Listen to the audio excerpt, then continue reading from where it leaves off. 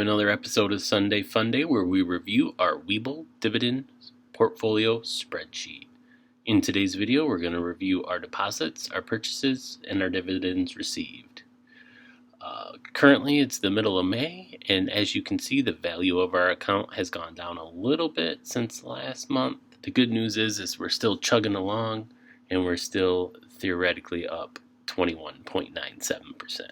As far as deposits, we have not deposited any money into our Webull account for a very long time, but the total amount of money we have deposited is $6,400. As far as purchases in the month of April and May, we were able to add 5 shares of QYLD, and we were able to do that with our dividend money. As far as the dividends received in the month of April and May, we received $10.65 from Oxford Lane, $6.42 from Federal Realty, $2.96 from Realty Income Corp, $1.65 from EPR Properties. And that's the nice thing about dividend investing, is sometimes you get a raise for no reason, for doing nothing but holding the shares. And as you can see, we made 15 extra cents this month. So that eventually will start compounding month over month, year over year, and that will help increase our dividend purchasing power. We received $9.02 from Global X, QYLD. As you can see, from the month before, basically we've added a little bit over $1 from what we were receiving before with those other purchases. So every month, hopefully this will keep going up also. And then we received $2 from Horizon. And then we were able to get a share of this ONL, which came from a spin-off company of Realty Income. They pay a quarterly dividend of 10 cents. And currently I'm just holding that, hoping the price will go back up, because it's gone down like $7 since I bought it. Just to see how the dividend works out, and then probably will eventually sell it. Hopefully once it goes up a little bit. It's at 13 something right now, I think. And when I got it, I think it was around $21, but we really wasn't paying attention to what was going on, and they snuck it in on there, and I probably should have sold it as soon as I got it, but at least we got 10 cents out of it. And as you can see, here are the purchases we made with our dividend money. Like I said, 1, 2, 3, 4, 5. 5 shares. And as you can see, with what's going on in the world and the stock market this month, is this price has started to come down. It's actually in the $18 range right now. It's a little frustrating, but the thing I keep telling myself is eventually our goal with this stock was to be able to get to where we were getting $10 every month. And currently, depending on how the dividend plays out, we are at $10 every month. So what we're going to do is we're going to try to find a different company to buy, which I'm not sure which one that's going to be. I kind of want it to be like a dividend growth company to buy with our dividend money, now that we're getting a chunk of money every month.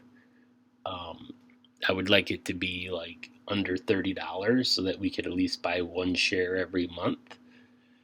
But I was debating on putting it into Independent Bank.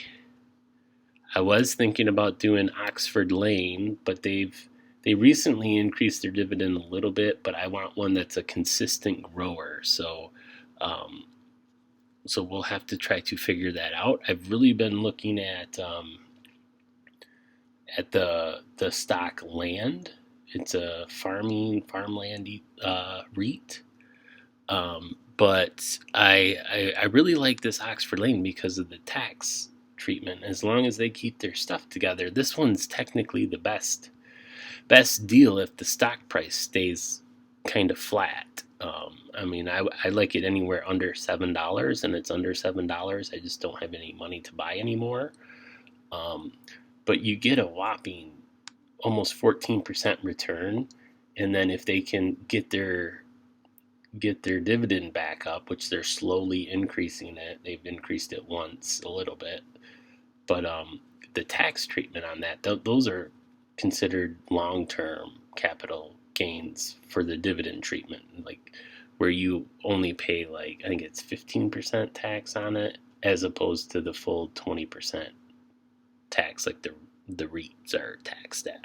But and then just to show you our, find it here, our yearly chart, which this has become my favorite chart of the charts that I've created. This one kind of shows you our dividend money as year over year for how much more money each year we've made. So far you can see that May we were at $13.84, and we're halfway through the month. And I believe we do have a couple big dividend payers coming up here pretty quick. But as you can see, the first year we made $24.95. The next year we made $31.40. And then hopefully we'll be above that line this year also. But as you can see, every year we've made more and more money each month, and I would like to be able to get it to where we're making almost the same amount of money every month, which would be pretty nice. Yeah, so for the rest of the month of May, we should have these stocks all pay us coming up here pretty quick. I think most of them pay after the 15th. So it's the 15th today, so it should be this week. All these ones should start coming in, and then a couple of them are right at the end of the month. So, but it is nice that we're getting $10 from Oxford Lane, and then we're going to be getting pretty much $10 from QYLD every month. So that's $20 every month coming in. And then if you figure in this monthly payer, and realty, I mean that's right around $25 every month, and then you add in the extra payers.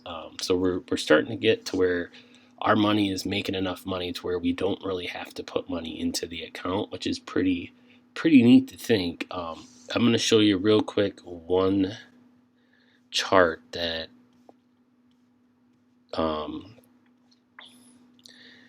I really like. I got two charts I'm going to show you actually. So I don't know if it's this one. Yeah, it's this one, but it's really starting to take shape. But don't forget, this is Sunday Fun Day, where we review our Webull dividend portfolio, our M1 Roth IRA, our Fidelity Health Savings account. As you can see, our total value of our account is at $46,511, which is $2,300 in gains, and we have collected a total of $2,500 in dividends. And every year our 4 accounts has the possibility of generating $1,987 in dividend income. So that's almost $2,000 that we either don't have to put in there, or that's going to be put in there on top of what we put in there. So that number's consistently growing, which I had wanted to be able to say that our money was making $5 a day, and we have already hit that goal. So like if you divide all that out, basically we're investing $165 a month of our money, and then our money's every day we're putting $5.45. Eventually we want this number to be what we are spending in a year, so that we know that we have reached the point of basically lean fire, where your money is making how much money you spend every day. That's our goal with that. So hope you enjoyed the video. If you want to see more investing videos, check out the videos on the screen or in the sidebar. If you want to stay up to date on our videos and see how our progress continues, make sure you subscribe. If you found any value in the video, make sure you hit the like button. Thanks for watching.